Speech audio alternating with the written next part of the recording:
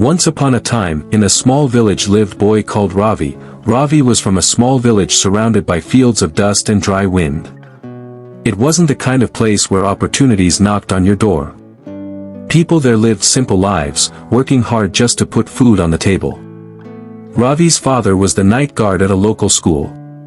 He spent his evenings walking back and forth under the moonlight, making sure the classroom stayed safe. His mother worked with her hands too, stitching torn clothes and sewing garments for neighbors. Their income was barely enough to cover the basics. But what they lacked in money, they made up for in something more valuable: faith and hope. From the time he was a child, Ravi carried a dream. He wanted to be a teacher. His father often reminded him, "Son, money comes and goes, but knowledge lasts forever." Those words became Ravi's compass. While other kids spent their evenings playing games in the dusty streets, Ravi sat under a dim oil lamp, poring over borrowed books. He didn't have fancy notebooks, so he often scribbled lessons on the back of old newspapers or scraps of paper. His friends would laugh at him. "Ravi, why do you study so much? You're never going to leave this place." But Ravi would just smile and answer, "One day, I'll stand in front of a classroom. I'll teach children, and they'll go further than I ever could." That dream gave him purpose. It gave him strength when life felt heavy. And slowly, step by step, he moved closer to it. Years passed, and Ravi's determination paid off. He studied harder than anyone else in his school and eventually ranked top in his exams. That success opened a new door for him, a teaching position at a government school in a nearby town. When the appointment letter arrived, Ravi could hardly believe it. He ran all the way home, barefoot, clutching the letter to his chest.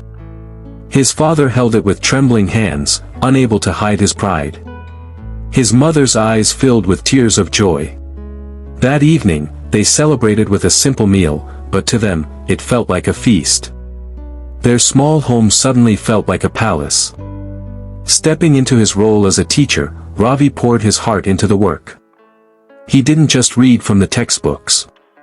He told stories, acted out lessons, and used whatever he could find to make subjects easier to understand: stones for math problems, chalk drawings for science, role-play for history. His students adored him. Their grades began to rise, and the joy of learning filled the classroom. Parents would whisper in the community, "Our children are lucky to have a teacher like him." But life often has its tests. After a year, a new headmaster took charge of the school. This man was strict, rigid, and believed that education was about silence and order, not creativity or laughter. One morning, he walked into Ravi's classroom without warning.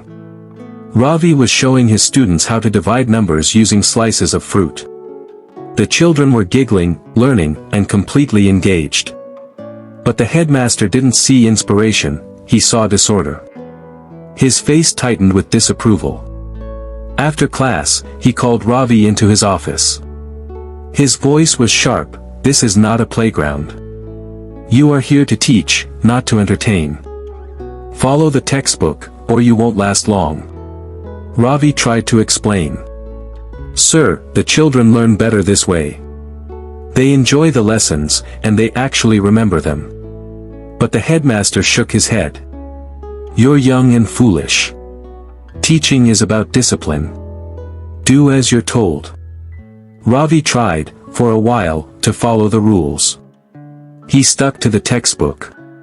He kept his voice firm and serious. But his heart wasn't in it. Teaching, for him, was about passion, not memorization. Slowly, he slipped back into his natural way of teaching. Complaints soon piled up on the headmaster's desk. And then came the inevitable. Ravi was handed a letter that ended it all: "Your services are no longer required." That moment shattered him. His dream, his purpose, was gone. With trembling hands, he held the letter, his chest tightening with every word he read. He walked home slowly, each step heavier than the last. That night, his mother gently asked, "What happened, son?" But Ravi couldn't bring himself to answer. He closed his door and sat in darkness. Days turned into weeks. Ravi stopped going out. He avoided his friends. At night, lying awake, he whispered into the silence, "Why, God? Why close this door? Did I not work hard? Did I not love teaching? Then why take it away from me?" He felt useless. Broken. It seemed like his life had ended before it truly began. But sometimes, the end of one path is only the beginning of another. One evening, wandering aimlessly through the town market, Ravi heard the sound of children laughing. Curious, he followed it. On the roadside, he found a group of children in torn clothes, sharing scraps of food. One boy clutched a half-torn notebook, struggling to read while the others listened eagerly. Ravi's heart ached. He walked over and asked softly, "Do you want to study?" The children froze. They weren't used to strangers asking such things. Finally, a little girl spoke up, "Bia, we want to, but no school will take us. We don't have uniforms or books, and our parents can't pay fees." At that moment, something stirred deep inside Ravi. The door he thought had closed forever suddenly revealed a new path. The very next day, he returned with a handful of old notebooks and pencils. Gathering the children under the shade of a banyan tree, he began to teach. With chalk and sticks, with stones and stories, he turned the roadside into a classroom. His voice, once silenced, now flowed freely again.